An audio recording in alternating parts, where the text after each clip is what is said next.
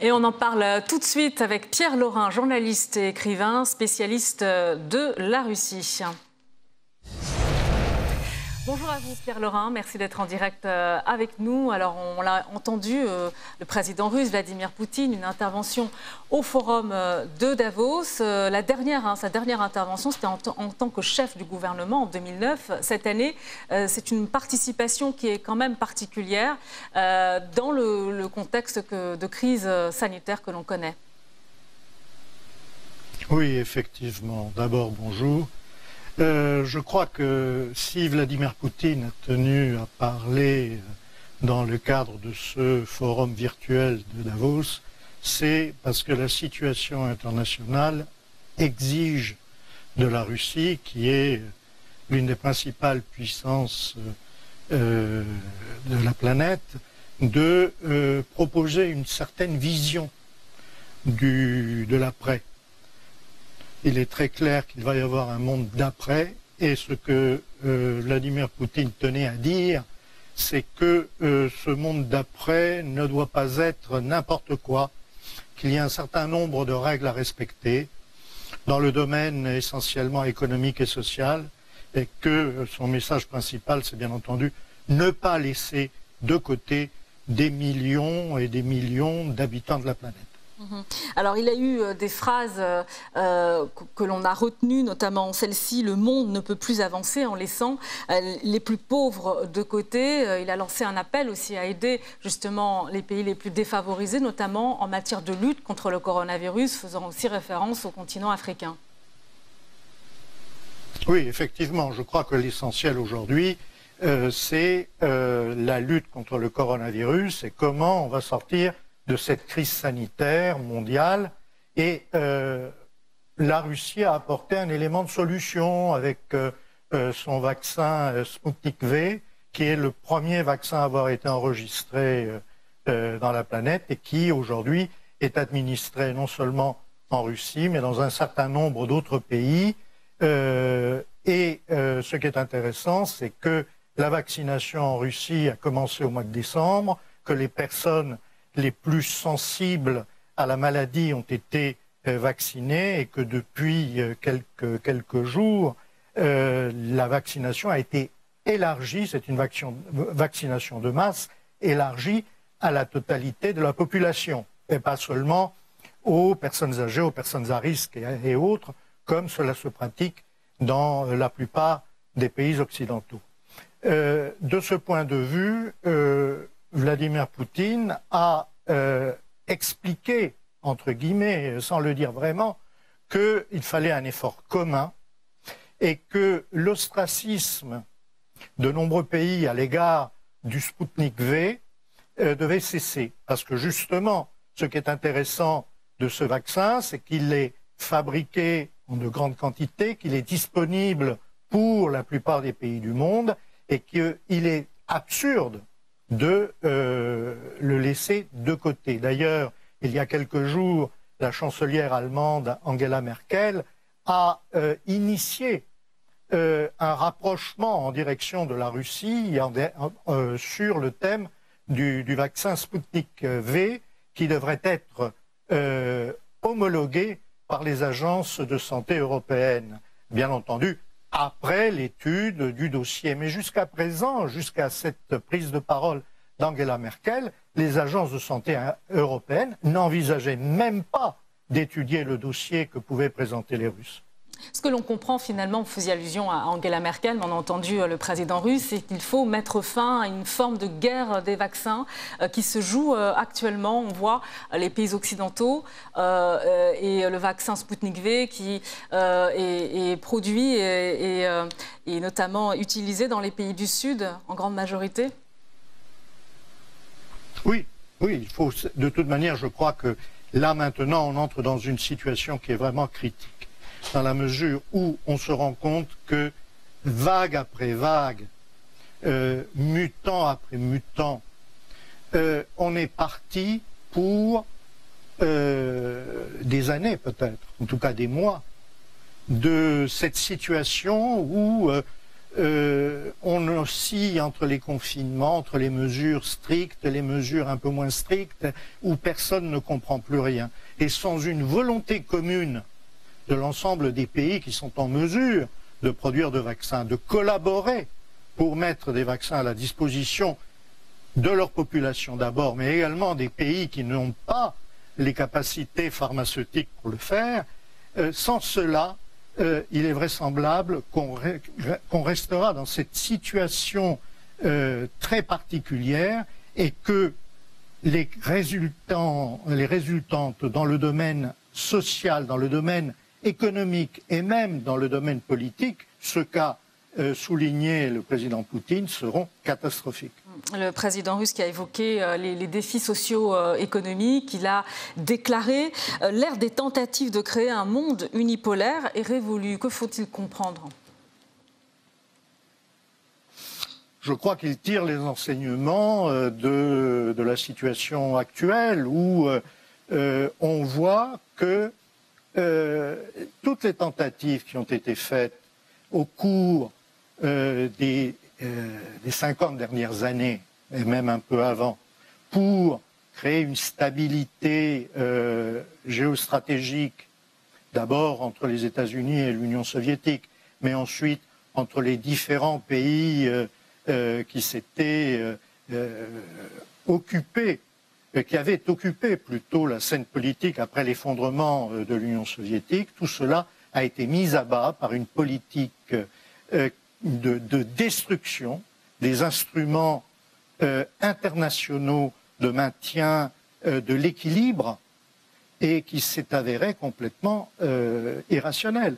Là, aujourd'hui, on voit que toutes les tentatives qui ont été faites pour essayer de ramener, par les Occidentaux, j'entends, ramener la démocratie dans les pays arabes, mettre à bas certains dictateurs, mais attention, pas tous, seulement ceux qui étaient du mauvais côté de la barrière.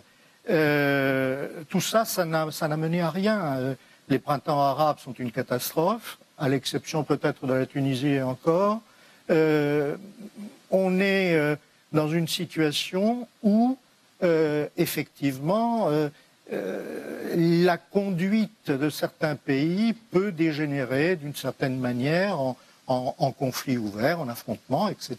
Et on est finalement dans la mauvaise position pour continuer cette politique. On voit très bien quelles sont ses limites.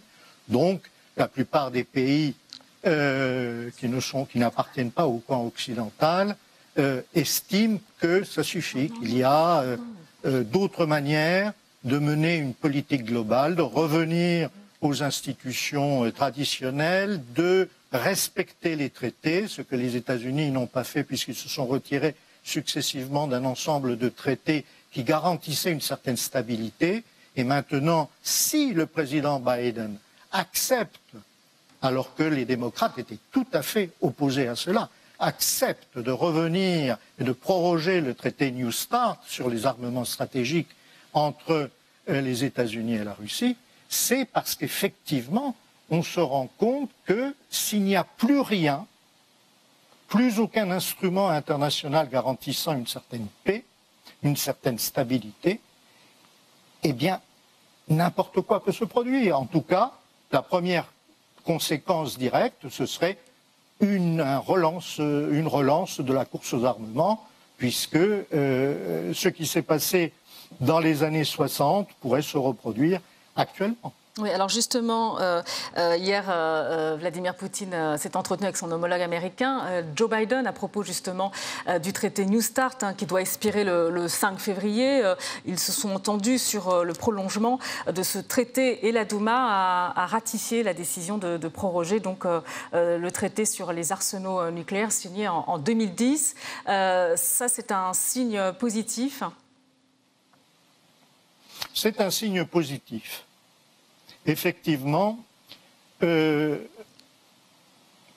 l'impasse qui a été créée dans les relations entre les États-Unis et la Russie, et plus exactement entre le monde occidental et la Russie, cette impasse venait de la volonté pratiquement exclusive des États-Unis de se libérer de toutes les contraintes qui avaient été imposées au fil du temps par les traités signés avec l'Union soviétique puis avec la Russie pour limiter les armements stratégiques et pour maintenir un certain équilibre.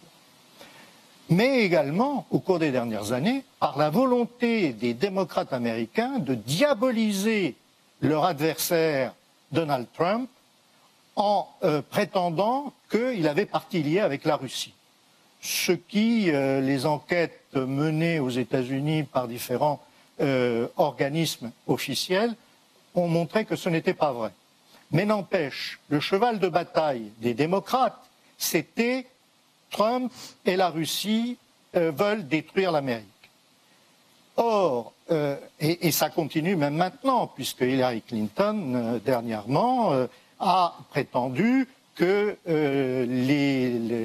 l'émeute au Capitole était téléguidée par la Russie, ce qui est assez absurde. Là, je crois que Madame Clinton devient un tout petit peu, ou même tout à fait, maniaque. Maintenant, il n'y a plus l'adversaire Trump. Maintenant, pour Joe Biden, il faut qu'il règle les problèmes réels, pas les problèmes fantasmés. Donc, un rapprochement avec la Russie est inévitable parce que c'est allé trop loin. Il faut revenir en arrière. Il faut pouvoir accepter de négocier, d'entrer, de s'asseoir à une table de négociation, ce qui était impossible jusqu'à présent. Il faut négocier ce traité, la prolongation du traité New START, peut-être en incluant d'autres pays, mais tout ça, il faut parler. Ça se négocie et ça ne se règle pas par l'exclusive. Non, vous êtes les méchants, nous sommes les gentils, on ne parlera pas. Non, ça ne marche pas, ça ne peut plus marcher. Maintenant, ce qu'il faut, c'est effectivement négocier. Et je crois que là, cette prorogation du traité New START est un début. Merci. Mais cela passe également par un certain, non pas l'arrêt, parce qu'il est impossible d'arrêter la diabolisation de la Russie telle que les pays occidentaux la mènent depuis maintenant 6 ou 7 ans. Mais au moins freiner ce mouvement qui atteint des niveaux absolument invraisemblables.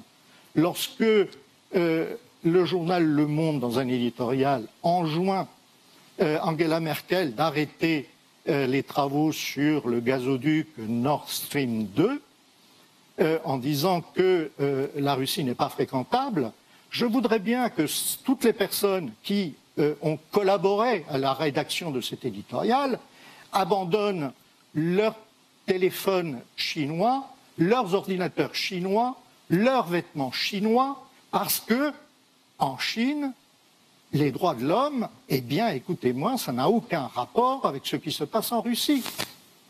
Donc, on ne peut pas continuer à tout miser sur une politique anti-russe qui ne mène nulle part. La Russie est un partenaire, la Russie nous fournit d'une manière impeccable le gaz dont nous avons besoin, la Russie participe à toutes les initiatives de stabilité sur la planète, dans les organisations internationales notamment, et la Russie, c'est un formidable débouché pour les industries européennes, pour l'économie européenne.